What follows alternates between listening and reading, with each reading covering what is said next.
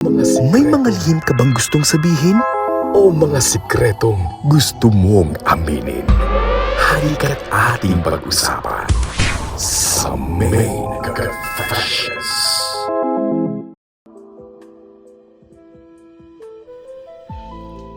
Dear DJ Main, magandang gabi sa iyo at sa lahat ng bumubuo ng iyong programa.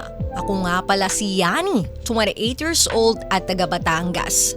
Mayroon akong asawa. Siya nga pala si Krisha, 26 years old at taga Batangas din kagaya ko.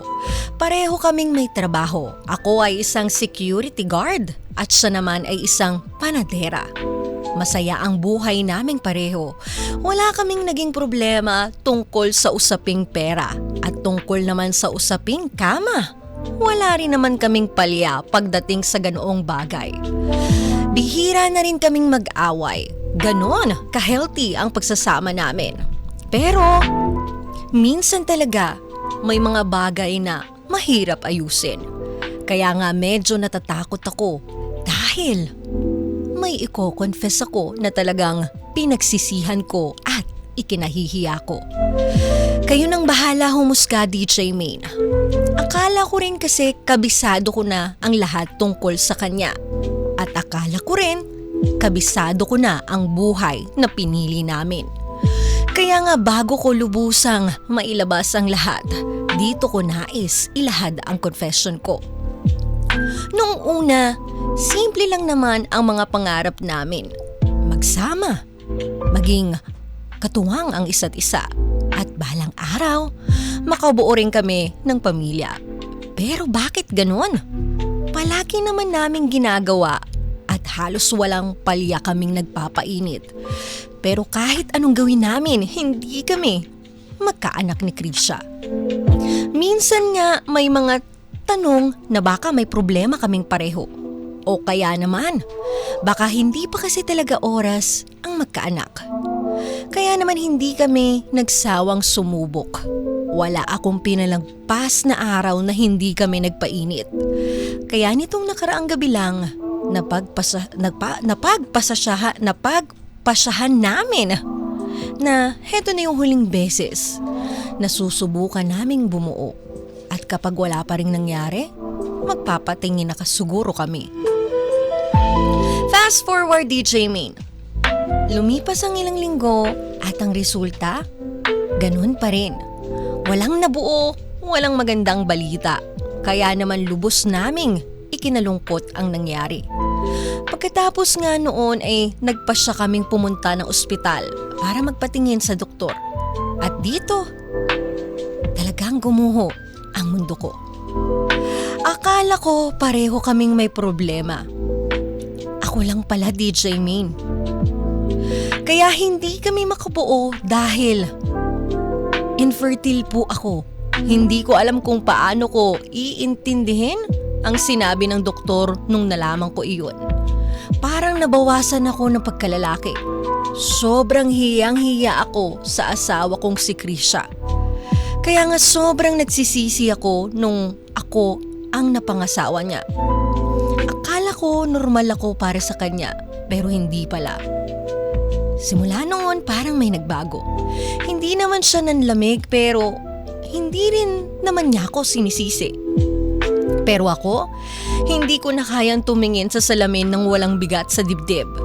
Nagsimula kaming mag-usap ng masinsinan. Hindi na puro pangako, hindi na puro balang araw, kundi mga tanong na walang kasiguraduhan ang sagot.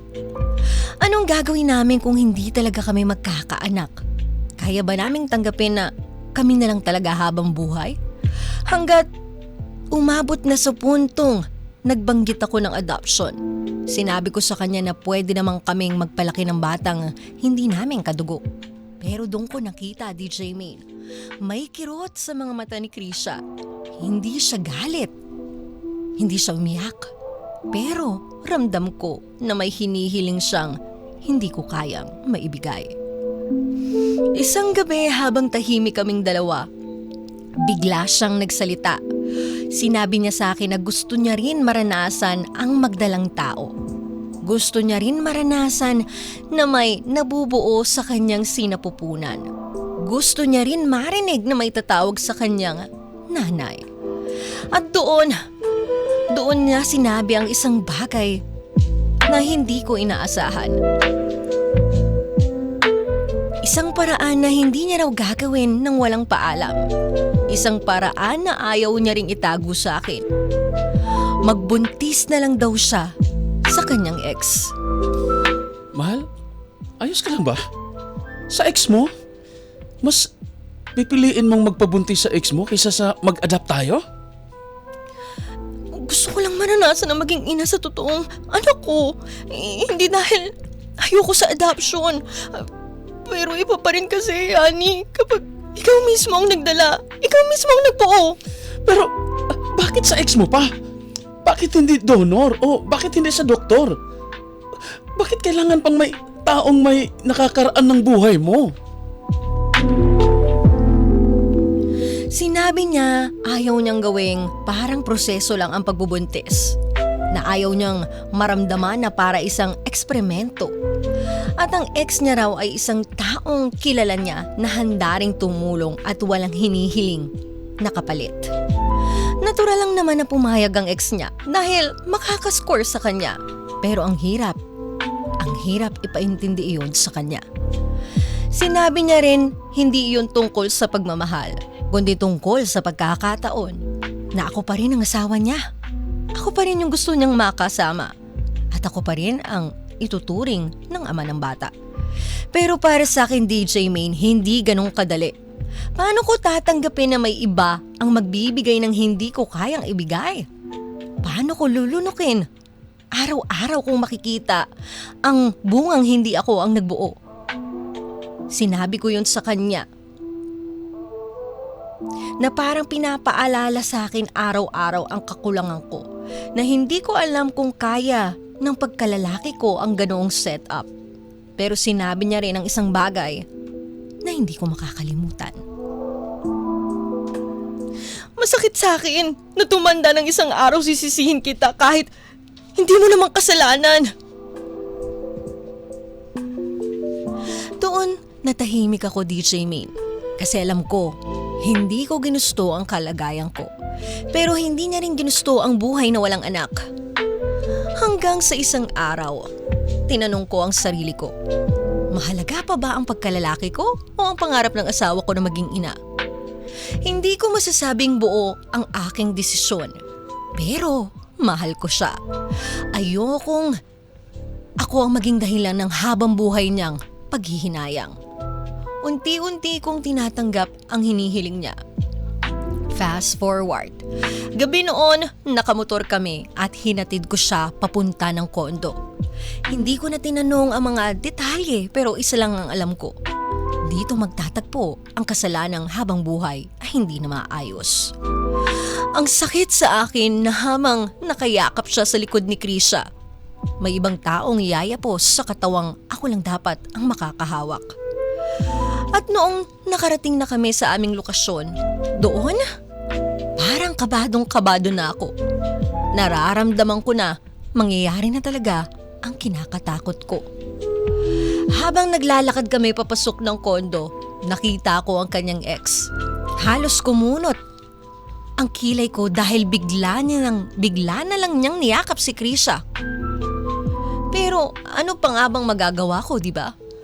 Ngumiti na lang ako sa kanila habang unti-unting nadudurog ang puso ko. Noong nasa kwarto na kami, sobrang nilalamig ako kahit nakapatay naman ang aircon ng kwarto. DJ Main, marahil nagtataka kayo kung bakit nasa loob ako ng mga oras na iyon. Nandun ako dahil gusto kong mangyayari ay mabilis lang silang matapos. Wala man ako sa katinuan pero gusto ko lang na nasa tabi ako ni Krisha. At ayun nga, habang nasa loob, ang kasama nila ako at kasama ang dati niyang minamahal, halos madurog ako. Parang may sariling mundo ang asawa ko at ang ex niya. Ramdam ko na. Sa titigan pa lang nila. Alam kong sobrang miss na miss nila ang isa't isa. Kitang-kita ko kung paano niya himasin si Krisha. Kaya nga nung nagdampi na ang labi nila, Hindi na ako nakatiis pa. At doon, agad na akong umalis, DJ Maine. Narealize ko na totoo na nga talagang mangyayari na. Habang papalabas nga ako, medyo nakinig muna ako sa mga mangyayari. Naghintay ako, nagbabaka sakali kung susunod ba si Krisha. Pero hindi. Huli na ang lahat dahil nakarinig na lang ako ng ungol sa loob ng kwarto. At doon, tuluyan na akong umalis. Alam ko kasing nangyayari na. Hindi muna ako bumalik sa kondo noong gabing iyon. Nagpalipas muna ako ng mga ilang oras sa labas para magpalamig. Ang daming tumatakbo sa isipan ko. Hindi ko masabing nag-cheat siya dahil pumayag ako. Hindi ko rin masasabing kasalanan niya dahil gusto niya lang din namang magkaanak sa natural na paraan. Gusto kong umiyak pero sobrang gulong-gulo pa ako. Kaya naman, noong nag-eksaktong ilang oras, bumalik na ako sa kondo. At doon, tumambad sa akin ang talagang nagpaguho ng mundo ko. Sobrang tahimik sa loob. Kaya naman sa isip-isip ko baka tapos na sila. Sinubukan kong pumasok at dahan-dahang silipin kung ano ang nangyayari sa loob. At habang papalapit ako, nakita kong may puwang ang pintuan. Sumilip ako at doon ko nakitang nakaluhod ang aking asawa sa ex niya. Noong nakita ko nga iyon, umalis na lamang ulit ako. Hindi ako yung nagpapainit. Pero nanghina talaga ang tuhod ko. Nanghina dahil sa takot at kaba na bumalot sa buong katawan ko. Gusto kong umiyak, DJ Maine, pero sobrang gulo pa ng isip ko. Fast forward, hindi ko na rin kasi kayang magkwento. Lumipas sa mga linggo. Sinabi niya sa akin na buntis na siya. Doon, nagtapat na rin ako sa kanya. Sinabi ko na hindi ko alam kung paano ko haharapin ang araw-araw na makikita ko ang isang batang hindi ako ang nagbuo. Hindi ko alam kung paano ko tatanggapin na ang magiging anak ko ay hinulma ng asawa ko at ng lalaking may nakaraan sa buhay niya. Sinabi ko sa kanya na sinubukan ko, na ipilit sa sarili ko, pero hindi ko kayang ipagpatuloy ang buhay na ganito. Araw-araw akong nasasaktan habang pinapakita ko na kaya ko. Kaya ngayon, iisa na lang ang nasa isip ko. Gusto ko na lang makipaghiwalay. Hindi dahil hindi ko siya mahal, kundi dahil natatakot ako na balang araw mawala na sa akin ang paggalang ko sa sarili ko. Wala na nga akong maibigay na anak. Mawawalan pa ba ako ng respeto sa sarili ko? Sobrang mahal ko siya. Pero hindi siguro sapat ang salitang mahal at magpaparamdam o pagpaparamdam na mahal ko siya kung mas pinili niyang bumuo ng bata kasama ang ex niya. Unti-unti na rin naman akong nakaka-move on. Pero heto ang tanong ko, tama ba ang desisyon ko na umalis ako? Kahit pumayag naman ako noon? May karapatan ba akong sumuko kahit alam kong may nabuong buhay dahil sa desisyong iyon? Gusto ko lang din malaman ang inyong pananaw at sana makahingi ako ng honest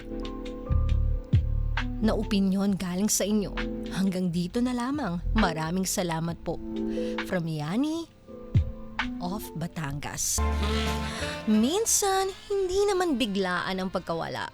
Walang sigawan, walang paalam. Sa isang iglap, mapapansin mo na lang, iba na. Parang kisap mata, andyan pa kanina, tapos bigla na lang, wala na. At minsan kahit masakit, kailangan mo na lang tanggapin. May mga bagay talagang hindi mo na maibabalik sa dati.